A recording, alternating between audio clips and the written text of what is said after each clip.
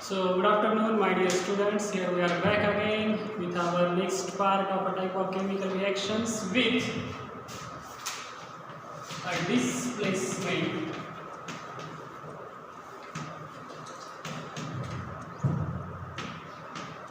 reaction. Before going to the displacement reaction, as I often say that Marathi is a very beautiful language and some beautiful things are said in this language. That is, badi to kaan pidi. The thing that is said in Marathi language about the displacement. You should ask me, sir, why you are describing a reference of such Marathi thing in a displacement reaction? Yes, the reference comes here because of the displacement reaction. That is, when copper sulfate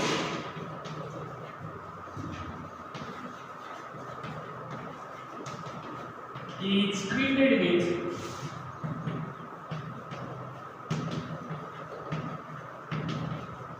zinc, it produces zinc sulfate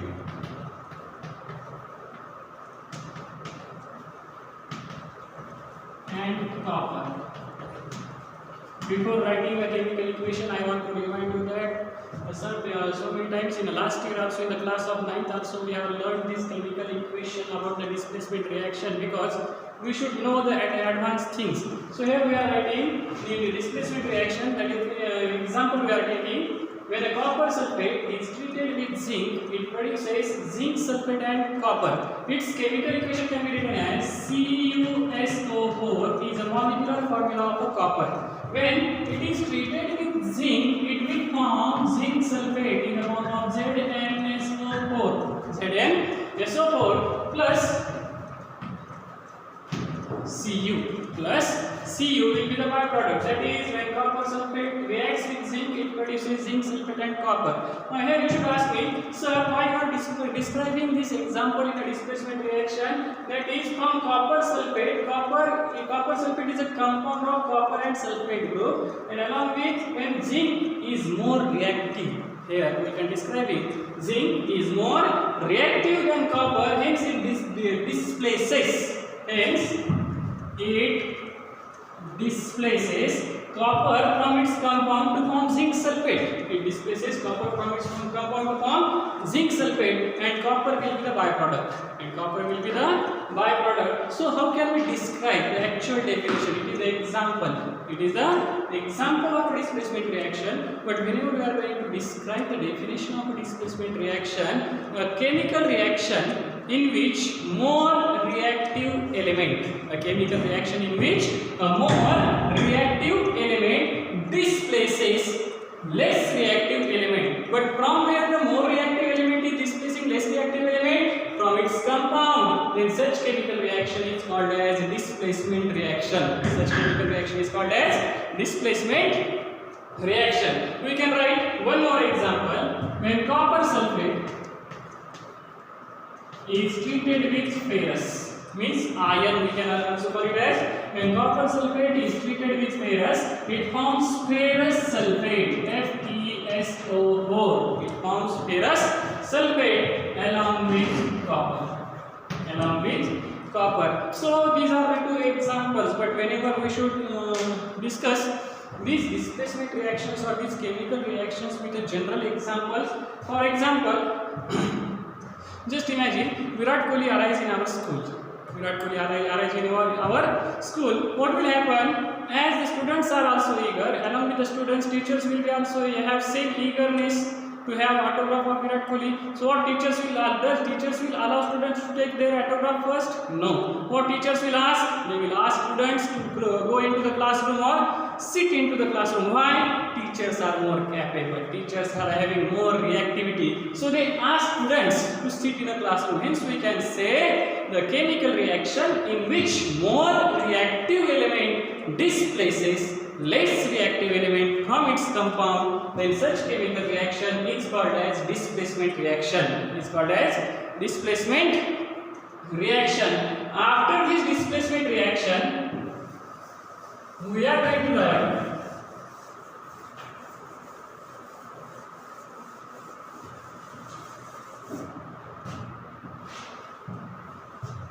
the double displacement reaction.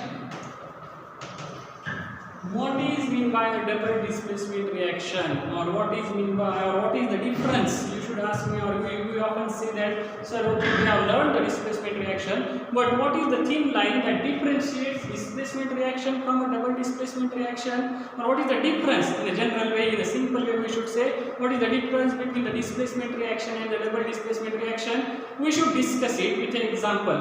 For example, when silver nitrate is treated with sodium chloride, it forms silver chloride plus NaNO3 means sodium nitrate, but here what we can write the labels as silver nitrate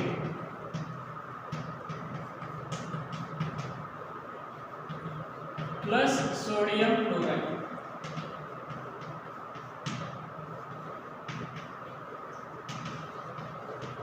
will form silver chloride plus sodium nitrate. Here you should ask yourself, okay, that the product is being formed, the product that is formed in this chemical reaction is silver chloride and sodium nitrate. What differentiates the double displacement reaction from a displacement reaction? That this silver chloride is a precipitate. Silver chloride is a precipitate, and as we have said in our previous lecture, that the double displacement reaction is also called as precipitation reaction. Double displacement reaction is also called as precipitation reaction. Now, what is the reason behind the formation of a precipitate? The precipitate is always formed by the exchange of ions between the reactants. The precipitate is always formed by the exchange of ions between the reactants. In these reactants, Ag will form Ag plus ions. Ag will form Ag plus ions, and Cl will form Cl minus ions. So these ions are exchanged to form a precipitate in the form of silver chloride, and sodium nitrate will be the byproduct. So in a simple way we can define a double displacement reaction as, in a definition, a chemical reaction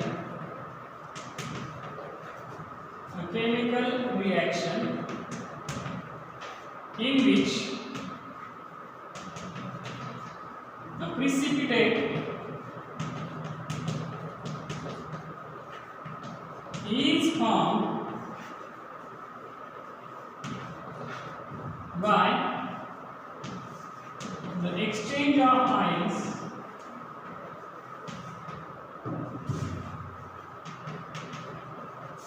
between the reactants.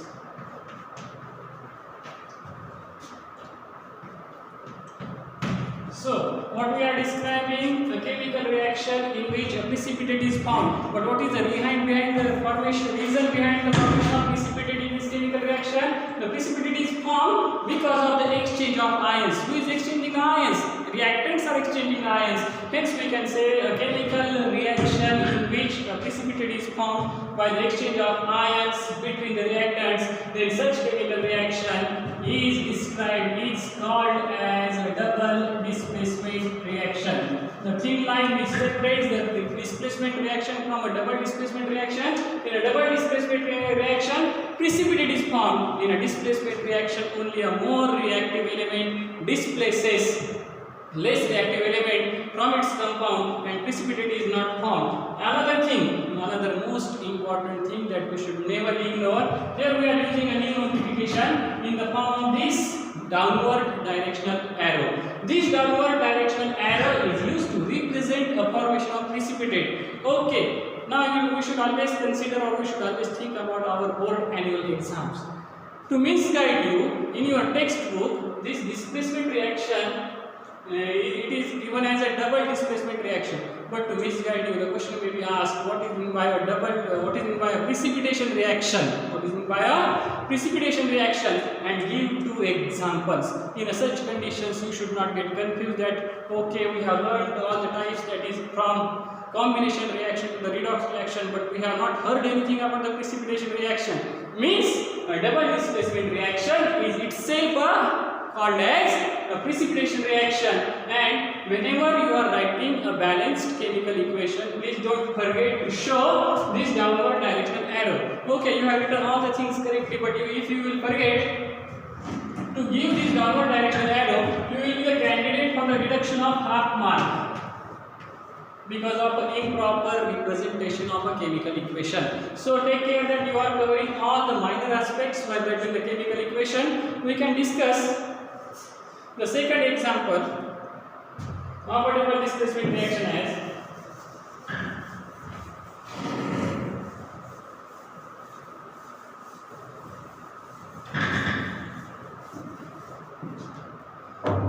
when barium sulfide is treated with zinc sulfate. When barium sulfide is treated with zinc sulfate, it will form barium sulfate plus zinc sulfide. It will form barium sulfate plus zinc sulfide. In such reaction, in such equation, or in such example, we can see barium as alkaline earth metal, it will always form Ba++ ions, and as sulfate group always form SO4- ions. As the exchange of ions takes place between the barium and sulfate, it will form barium sulfate as a precipitate. Don't forget to show that downward directional arrow, and the side product will be a zinc sulfide. After this displacement reaction and double displacement reaction, we should cover one minor thing which is given in the chapter called as materials, metals and non-metals. That is, how can we determine in a displacement reaction? There is always a question that okay sir, how can we determine which element or which metal is more reactive and which is a less reactive? So we can write it as, to remember a trick, to remember it, we can write it as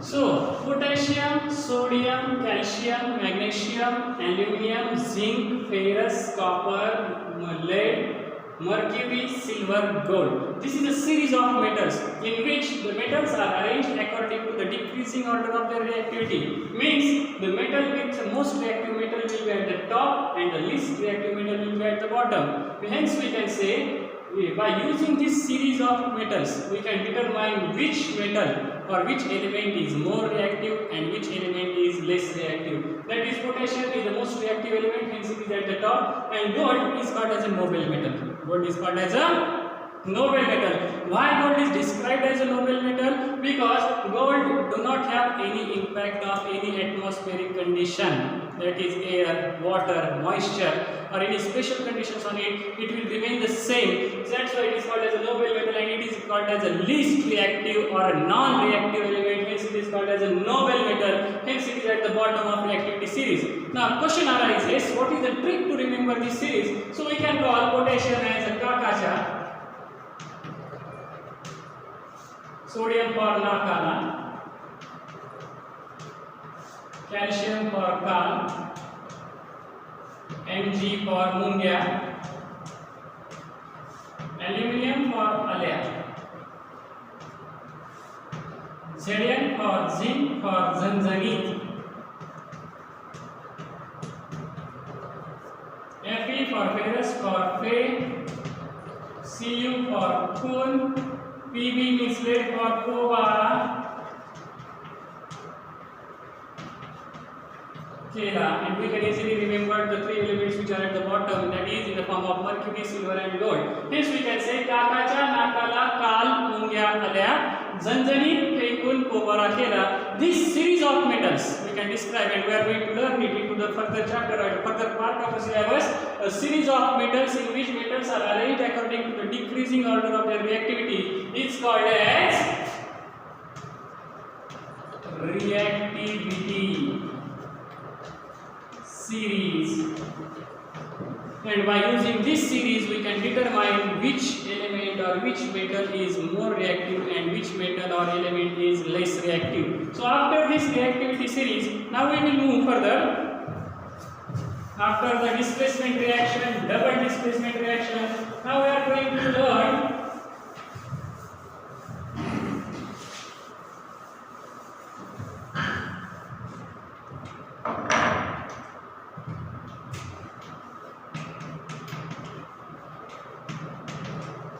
oxidation reaction. We are going to learn the oxidation reaction. Before going to the oxidation reaction, we must discuss one common thing that we see in our surroundings. That is, we often see whenever we will wash a copper vessel, we can see the green yellow patches are developed on it after some time. This is the first example. Now, whenever we will buy, second example, whenever we will buy a silver ornaments, we can see they will lose their shines as the days will progress. That is, white lustre silver ornaments will get converted into the blackish silver ornaments. Why this happens? This happens because of the reaction of those substances with oxygen. Means oxygen is getting added. Now the most common example we can see whenever we have construction site, we can see the iron bars are used for the construction, but if there will be a little bit shower during the night, in morning we can see a reddish brown layer is being formed onto those material of iron, means which is called as a rust, or it is also called as iron oxide. It is also called as the iron oxide. So why that iron oxide is being formed? The first question is. The second one is why the ornaments of silver, which are lustre when we have dyed them, become black. And the third one is why those green yellow patches are formed onto the copper vessel or a vessel of brass after some time. The reason is oxidation reaction. What happens in our oxidation reaction? A chemical reaction in which oxygen is added in a simple, most simple way, where just we are adding or atmosphere naturally, atmospheric oxygen gets added, then such chemical reaction is called as oxidation reaction. In another way or in a more simple way, a chemical reaction in which oxygen is added is called as oxidation reaction. For example, when metals are treated with oxygen, the oxides of corresponding metals are formed. Is the most simple property that we have learned into the 8th class. So we can say when magnesium twice Mg plus O2 will produce twice MgO. Sometimes we have seen when we burn that magnesium ribbon into the laboratory of a chemistry, we can see the white powdery ash is being deposited below the magnesium ribbon. What happens? Why that happens? Because while burning the magnesium in presence of oxygen, it will form the white powdery substance which is called as magnesium oxide. Hence we can say when the chemical reaction in which oxygen is added is called as oxidation reaction. The second example will be when aluminium is treated with oxygen for Al plus thrice O2 will produce twice Al2O3. Produce twice Al2O3. Why did what is the name of this compound? We have discussed it so many times from 8th standard, 9th standard and currently to the 10th standard also. The name of this beautiful compound, we can say our name of this compound is Al2O3 means alumina. So why alumina is also getting formed? The alumina is also getting formed because the oxygen is added to the aluminium. Why magnesium oxide is being formed? When oxygen is added to the magnesium is the reason behind the formation of magnesium oxide. Hence we can summarize the chemical reaction or type of chemical reaction called as oxidation reaction is nothing but the addition of oxygen. The addition of oxygen. Now we will discuss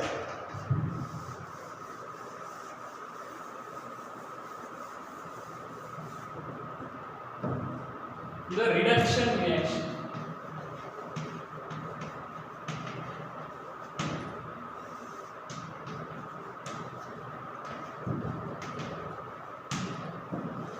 A chemical reaction in which hydrogen is added. Please listen carefully. What is the difference between oxidation and reduction? In oxidation we are adding oxygen, but in a reduction we are adding hydrogen. So we can say a chemical reaction in which hydrogen is added or oxygen is lost. A chemical reaction from which or in which oxygen is lost is also called as a reduction reaction. Is also called as the reduction reaction. For example, O3 is a molecular formula of ozone layer. When sunlight passes through ozone layer, when sunlight passes through ozone layer, it forms oxygen and nascent oxygen. Make sure that we are representing that nascent oxygen correctly by using the brackets, but this oxygen is liberated. So what is happening here? O3 means O and O is a molecular formula of oxygen. As soon as the sunlight will pass through it, what will happen? One oxygen will be lost, hence it will form oxygen along with nascent oxygen. As so many times we have discussed the meaning of nascent, the synonym for nascent will be freshly born or newly liberated, or freshly liberated substances are called as nascent substances. But now, in some certain cases, that these reactions may combine. These reactions may combine. That is, there are some chemical reactions in which oxidation as well as reduction takes place simultaneously. Then such reaction, what we can describe? Can we describe it as oxidation reaction? Can we describe it as a reduction reaction? No, there is a special term designed for such kind of reactions called as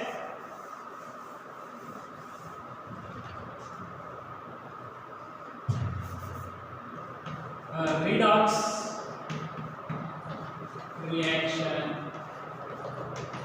It is one of those important type of chemical reactions regarding which your board exams, that is the double displacement reaction or a precipitation reaction and redox reactions are the two key bits that we should practice it to the perfection. That is a redox reaction. What happens into the redox reaction? We can discuss it when barium sulfate is treated with carbon. When barium sulfate is treated with carbon, it will form barium sulfide. Please listen the pronunciations carefully. Sulfate and sulfide. Yes, sulfide means only S. Sulfate means SO4. It produces barium sulfide along with carbon monoxide. You should ask me, sir, why you are describing such chemical reaction as a redox reaction? As we have described a chemical reaction in which oxidation as well as reduction takes place simultaneously, means both processes are executed at one subsequent point of time, then such chemical reaction is called as redox reaction. So in such example we can see the barium sulfate is reduced to barium sulfide. Here we can write reduction, and carbon is oxidized to carbon monoxide. So here is oxidation. It is oxidation. So it is like a warrior having two different weapons along with him. The same warrior is going to use those two different weapons. Hence we can say the chemical reaction in which the oxidation as well as reduction takes place simultaneously, then such chemical reaction is described as a redox reaction. It is described as a redox reaction. So, what we have learned till now, the first type is combination reaction. The second type is decomposition reaction. The third one is displacement reaction.